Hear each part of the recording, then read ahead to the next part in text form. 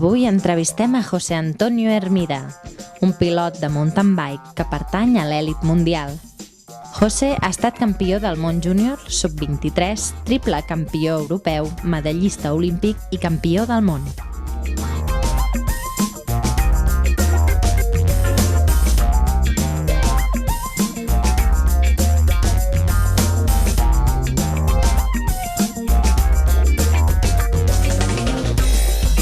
De tota la comarca ha preferit ser entrevistat a Llívia, un poble amb el que hi té forts lligams per ser el lloc on va iniciar la seva carrera esportiva. A més, José ens explica que també és el lloc on va conèixer la seva dona, amb la qual té 2 fills. En certa manera, la meva carrera esportiva va començar aquí, a la muntanya de Llívia.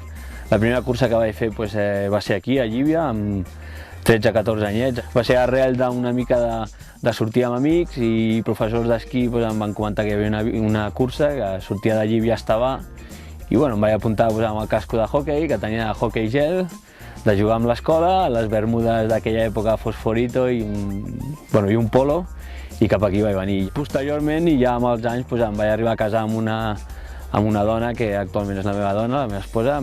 He viscut a Llívia durant uns quants anys i al final sempre estem a la Cerdanya, no? Però sí que és veritat que dintre de Cerdanya es diferencia entre Llívia, Alp, Puigcerdà, però tot va començar aquí, a la muntanya de Llívia.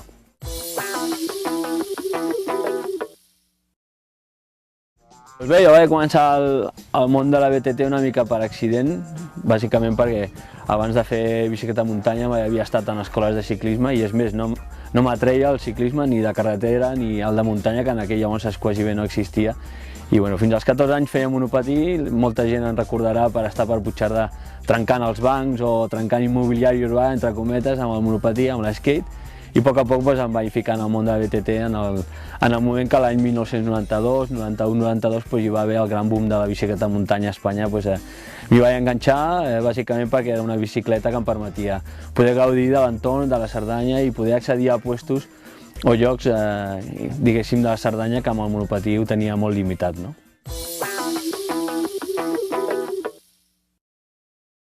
He començat a entrenar com a gran objectiu el 2012, com tots sabem, tindrem els Jocs Olímpics a Londres.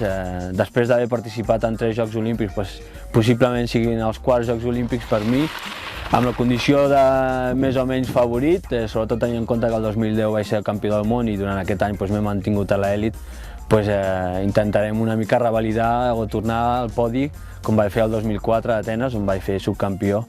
I una mica serà tot aquest programa està enfocat als Jocs Olímpics, sobretot en el 2012. Tot i així no ens hem d'oblidar que tindrem Copes del Món a principis de març, abril i maig, que seran classificatòries per anar als Jocs Olímpics. Tanmateix també tenim un campionat d'Europa al juliol, vull dir que de competicions està tot ple. Però l'objectiu principal seran aquests Jocs Olímpics, tenint en compte que els últims anys o els últims Jocs Olímpics havia estat a prop de les medalles i a veure si podem aconseguir aquesta medalla d'or que, diguéssim, és l'única, entre cometes, que em falta al meu currículum, a la meva carrera esportiva.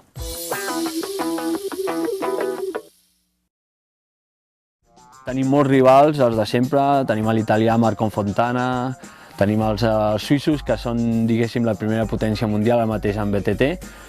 Fa molts anys ho havien estat els francesos, amb el Julien Absalon com a gran referent i com a gran dictador del BTT, que va dominar durant 4 o 5 anys totes les curses internacionals. Doncs ara mateix han canviat una mica les cartes, ara mateix són els suïssos. Si no em falla la memòria, tenim uns 12-13 corredors entre els 20 primers de l'elit mundial. Això vol dir que Suïssa està tremenda, ara mateix té un potencial brutal. Però la sort que tenim és que als Jocs Olímpics només poden participar 50 corredors, és una final directa, diguéssim, i a més, com a cupó màxim, diguéssim, de 3 corredors per país. Això vol dir que d'aquests 13 corredors suïssos, entre ells s'hauran de barallar per quedar només 3 i és una mica, algun que altre rival es pot quedar amb aquesta classificació abans dels Jocs Olímpics.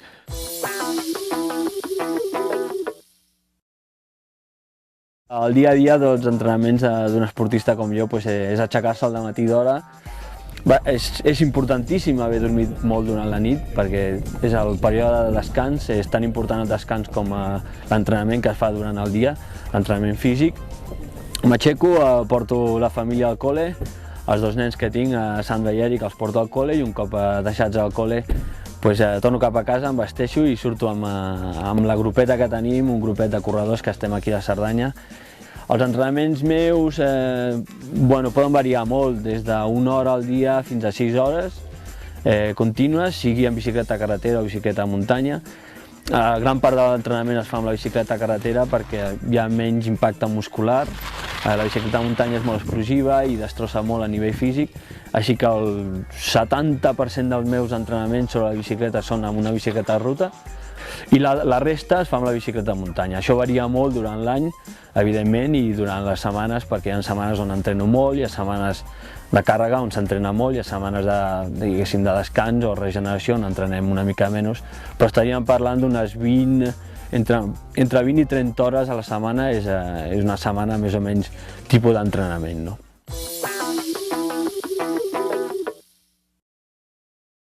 El dia perfecte és aquell dia que surts en bici i, com diem nosaltres en el nostre vocabulari, no notes la cadena, no? Aquell és el dia bo, no?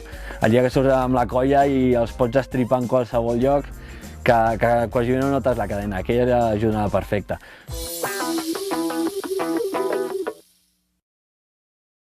El meu lloc d'entrenament favorit a la Cerdanya hi ha dos. Llívia sempre ha estat favorit, sobretot una mica per les arrels, per haver començat aquí, però sobretot la part de Belllloc, que la gent que ve a la Cerdanya ho coneix força, que és una església que hi ha cap a la part francesa. Fer la volta d'Angostrina, Belllloc i baixar per Vena, que està tot ple de corriols, allò és un dels meus favorits, perquè combina una mica el rodar, el pujar a la muntanya i després la tècnica de baixada amb molts corriols.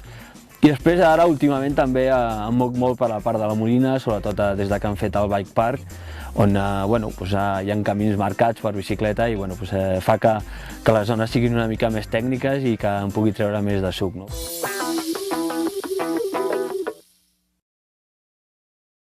Jo crec que la gent de la meva generació sempre ens hem fixat una mica, t'agrada o no el basquetbol, o la NBA, sempre el Michael Jordan, i en el món de la bicicleta el meu ídol sempre ha estat Thomas Friesneck, que és un pioner de la bicicleta de muntanya, un corredor suís que ho ha guanyat tot, i que a la llarga s'ha convertit en un dels meus millors amics. Ell a la seva agenda del telèfon en té com a ídol, perquè jo també el tinc com a ídol, no el tinc com a Thomas, sinó com a ídol, i és una mica una anècdota, no? Però jo sempre m'he fixat en ell. És suís i molta gent que em veu córrer o els estrangers sempre diuen que soc una mica de l'escola suïssa, no? Perquè fixant-me tant amb els suïssos i sobretot amb el Thomas Friesneck, sembla que piloto millor en circumstàncies de fang i tècnic, que és una mica el que són els especialistes als suïssos, i al final em sembla una mica l'ídol, no? O sigui que el Thomas Friesneck és el meu ídol.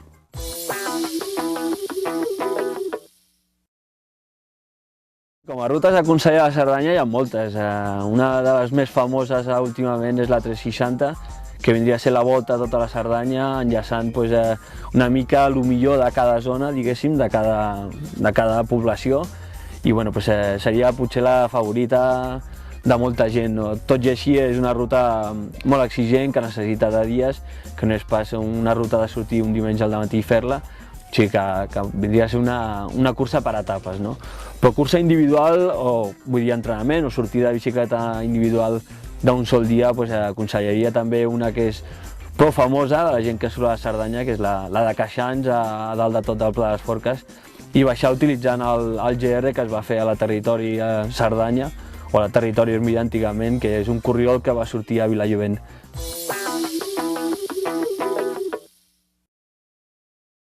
Sobretot m'agradaria seguir involucrat en el món de la bicicleta de muntanya, sigui amb els joves, que és el que més m'agradaria, amb el jovent, tenint en compte que jo vaig començar a la Cerdanya fa 14-15 anys i no hi havia una línia oberta per on anar, sinó que he hagut d'obrir jo la via, i en un futur m'agradaria tot el que jo he pogut aprendre, tota la via que jo he obert, que algú o que el jovent en pogués treure profit.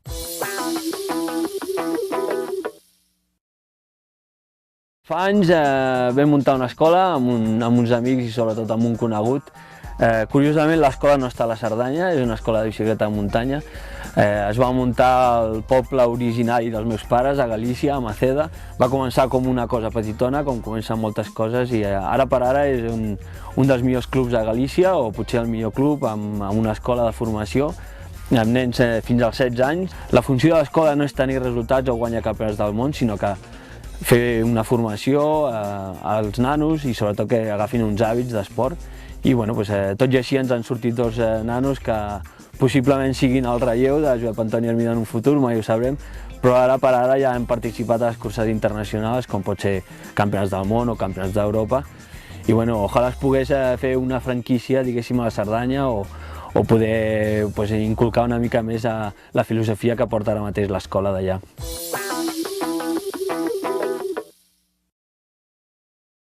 Doncs bé, per mi la Cerdanya significa molt, no? Possiblement es podria dir que és l'oxigen de la meva vida. Vaig néixer a la Cerdanya, he crescut aquí, m'he format com a persona. Paral·lelament també m'he format com a esportista d'elit. I com a esportista d'elit també puc dir que la Cerdanya és la millor oficina que puc tenir, no? És un entorn privilegiat, és una vall oberta. Sí que és veritat que al món hi ha moltes valls, però aquesta és una vall oberta amb una orientació ideal per fer diferents tipus d'esport, no només la bicicleta en muntanya. I al final és això, no? És un lloc on m'agrada viure, on m'agrada entrenar-me, on m'agrada desenvolupar la meva activitat, que és la de bicicleta en muntanya, i al final és el meu oxigen, no? Vaig néixer aquí, donant-me oxigen a la Cerdanya, i ara mateix l'oxigen aquest que tenim a la Cerdanya, entre cometes, que dic jo, és l'oxigen que em fa rendir damunt la bicicleta, o sigui que al final és una mica, entre cometes, la Cerdanya ho és tot per mi ara mateix, no? Seguiu-nos a la Cerdanya TV. Una abraçada. Adéu!